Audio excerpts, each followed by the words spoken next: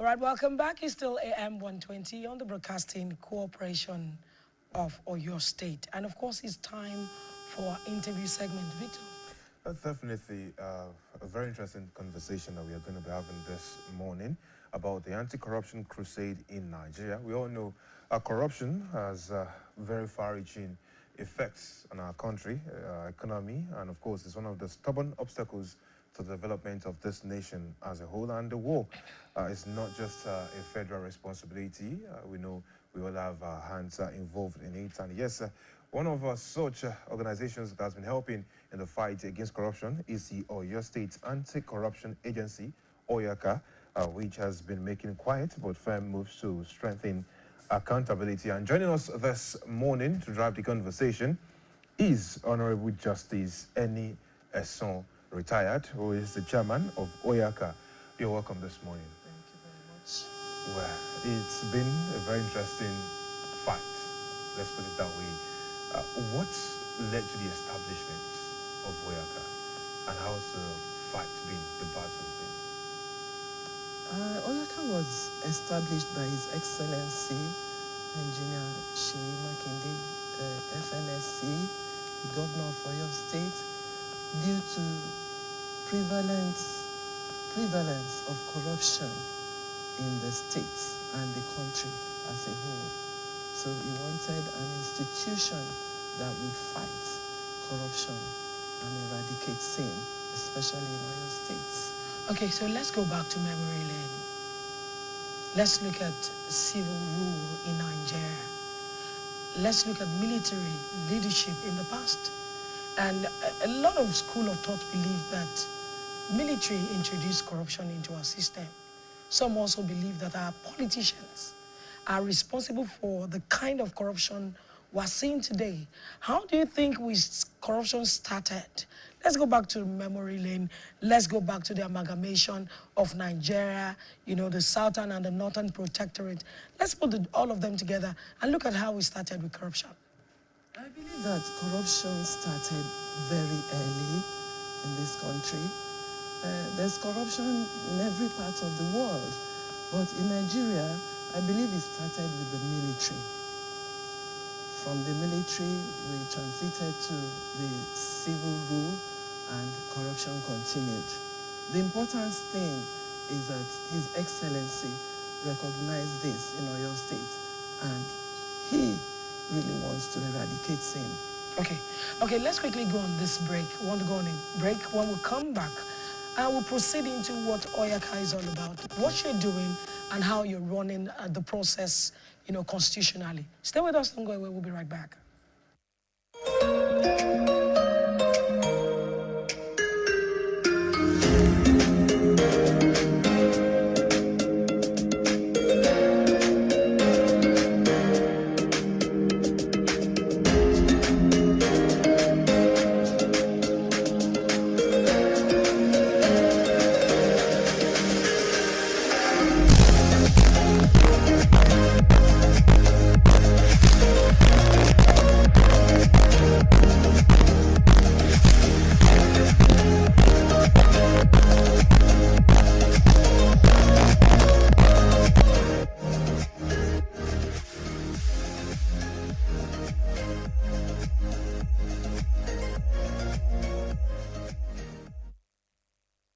What wakes you up in the morning? Is it the sunrise? Is it the alarm? No. It's your dream that wakes you every day. It's what drives you like a powerful engine. That's why you start strong every day with the rich, creamy taste of Nescafe Original 3-in-1, carefully crafted from selected coffee beans. You are on your hustle, and you won't stop until you succeed. Start strong, finish strong. When malaria knocks you down, you can be sure parasites are having a party in your system. Welcome to our new kingdom, guys! Comel, an effective weapon against malaria.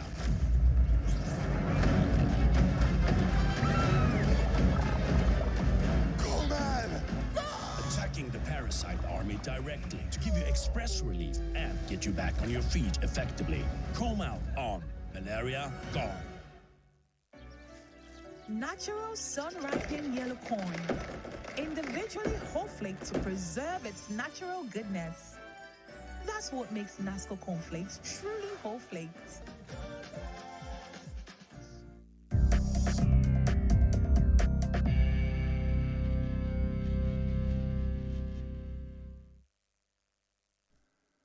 All right, welcome back. It's still AM 120, and we still have with us here Honorable Justice Eni Esson, retired, who is the chairman of Oyo State Anti-Corruption Agency, popularly known as Oyaka. Okay, so let's quickly go into how, Oyaka was institutionalized, how we came into existence in Oyo State. The law that set up Oyaka was promulgated in the year 2019, but Oyaka as an institution was inaugurated in December 2020, and the board was sworn in on the 22nd of December 2020. But we started operations around April 2021 when we got accommodation for the agency. Okay, so that's about how, it came into existence. Yes. Now, if you look at the set of people that, are put into, the affairs, you also agree with me that we have other anti-corruption agencies established by the federal government, ICPC, EFCC. Now, is there a synergy between your agency and those federal government agencies? Oh, yes. Tell us how we it collaborate with each other. There's synergy. In fact, when Oyaka was set up, it was the ICPC that came to train us. All the officers were trained by the ICPC Academy, which is in Kebbi, in Nasarawa State, I believe. And whenever we receive petitions in which we don't have jurisdiction to look into, we refer them to the appropriate agencies like ICPC or EFCC.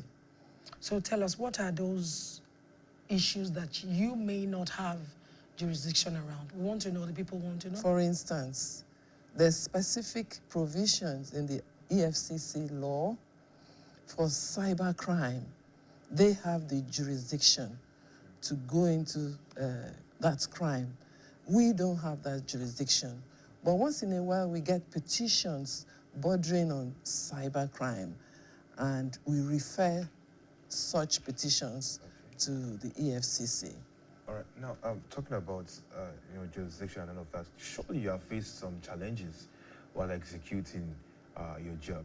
What are the major challenges that you've faced over time, and how have you been able to conquer some of them?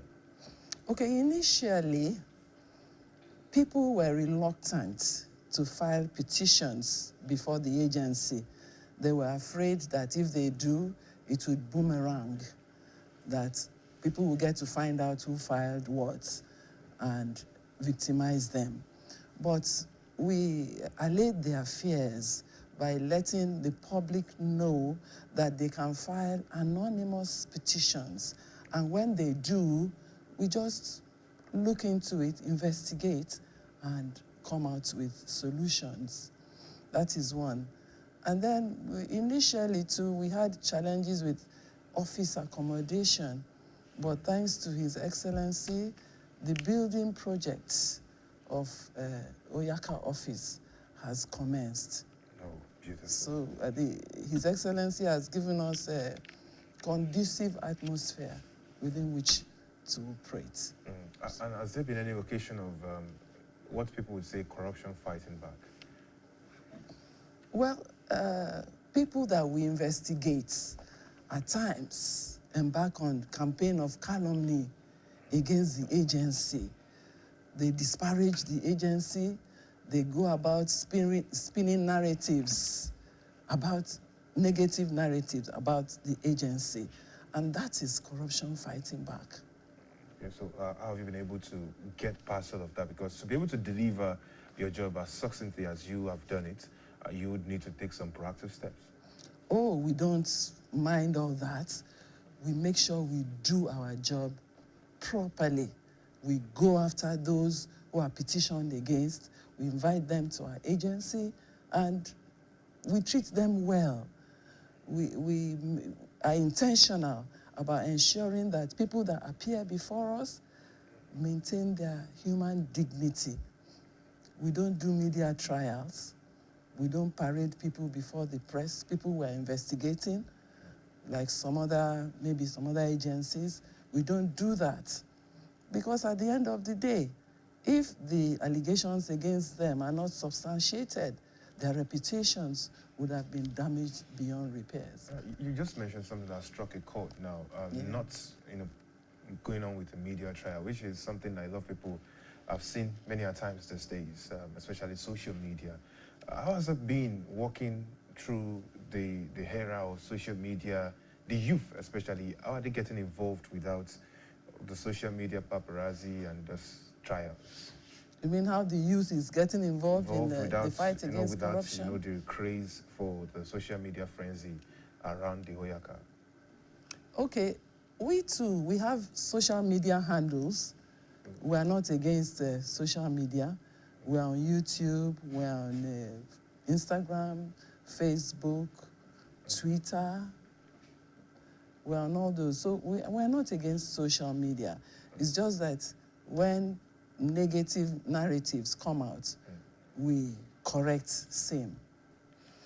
Okay, let's quickly look at whistleblowing, around what you do. Of course, you have said people can write anonymous petitions to your office and it will be adequately treated. Oh, yes. Let's look at, so far since the establishment of this agency, how many petitions have you received? Oh, how many have you treated? How many have in some school of thought that Oyeka was established basically to address anti-corruption within Oyo State Civil Service? How true is this? Well, Oyaka was primarily established for that purpose. But we have a provision in our law that says that people can send in petitions about anti-corruption, about corrupt practices they notice in the public, within the public. Only in Oyo State? Only in Oyo State. Our jurisdiction is only limited to Oyo State. Now, let's look at, you made a statement about allegations that may not be substantiated along the way.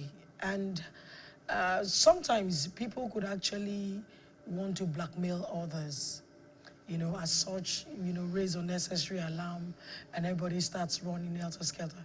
Tell us, what's the biggest anti-corruption you have seen, amongst the one you have done or currently doing?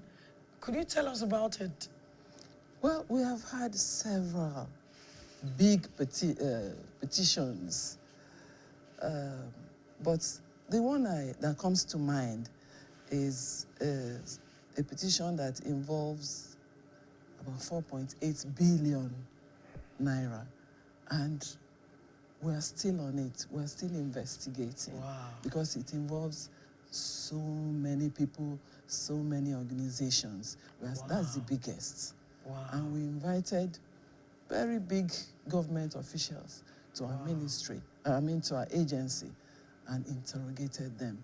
So we're making progress as far as that is concerned. That should be the biggest so far, 4.8 billion. That's what it involves.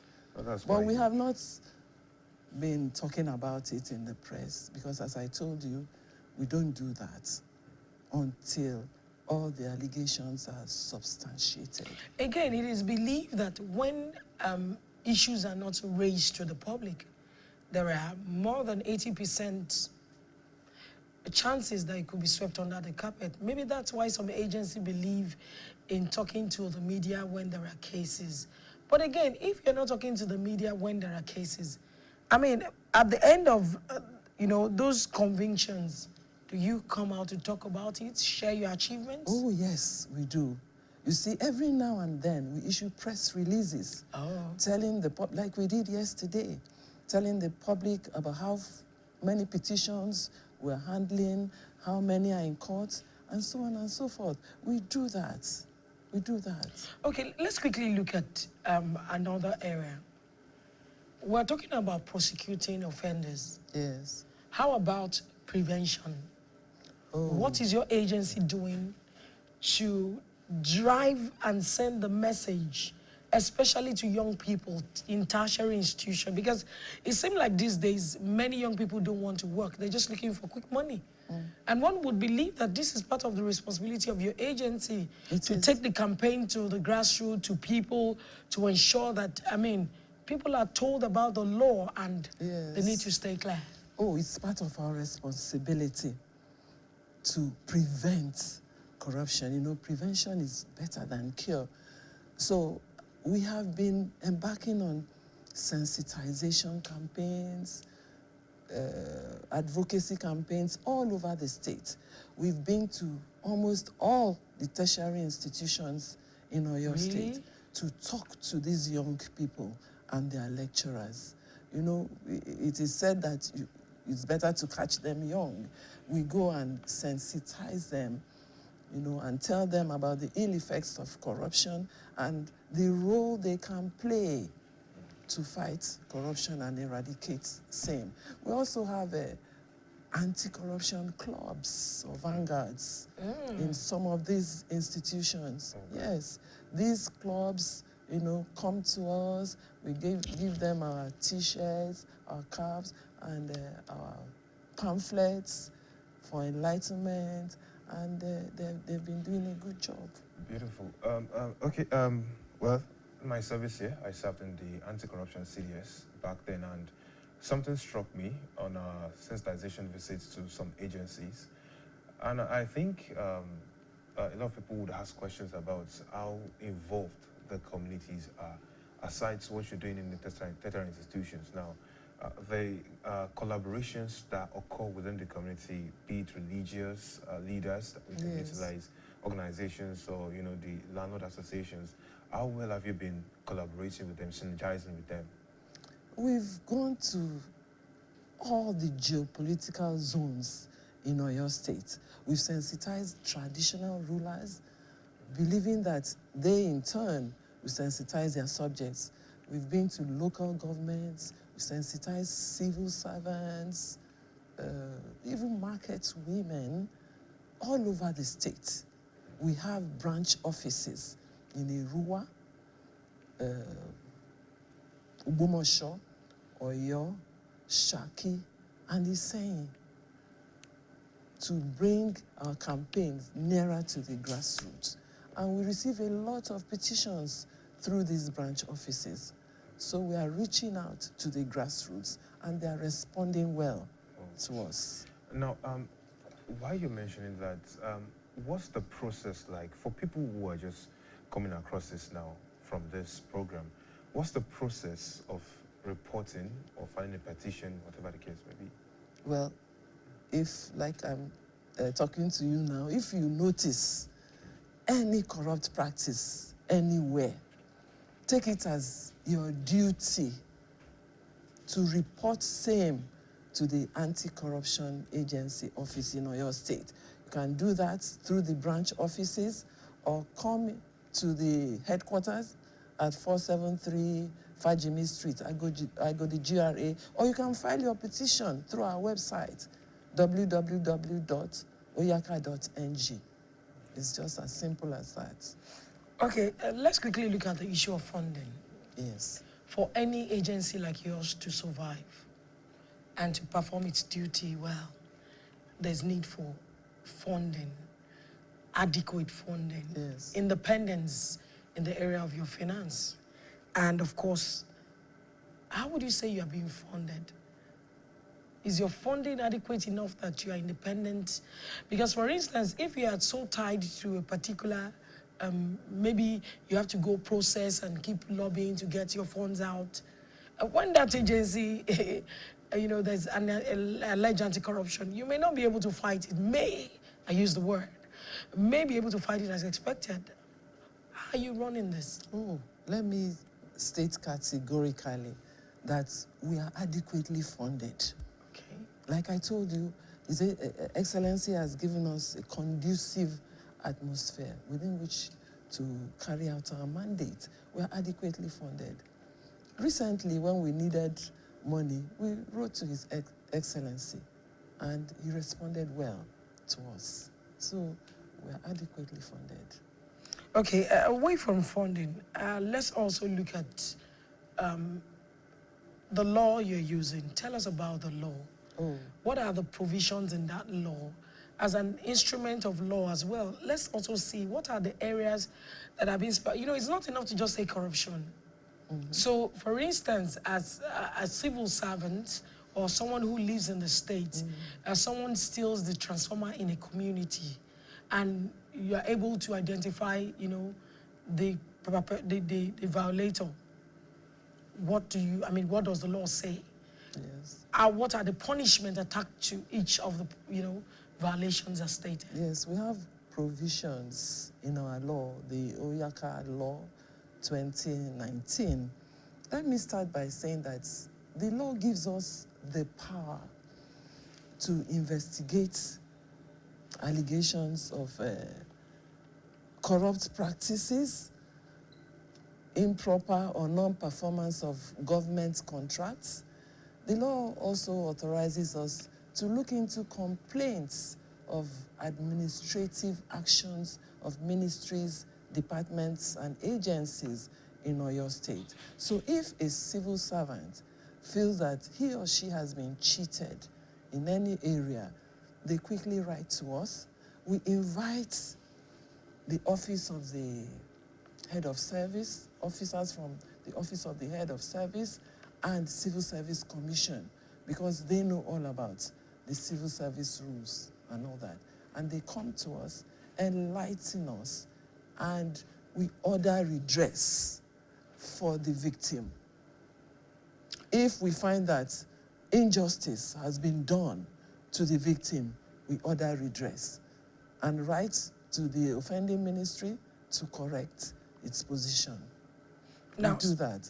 Now, that's one. Tell us other areas. Okay, so for instance, if a contractor takes a job and he fails to complete, or he does a shoddy job, what does the law say? What's the punishment? The law speaks of corrupt practices, that we have the power to look into any allegation of corrupt practice against anybody, any organization. Recently, we forced a contractor, a very big contractor, I don't want to mention the name, back to site.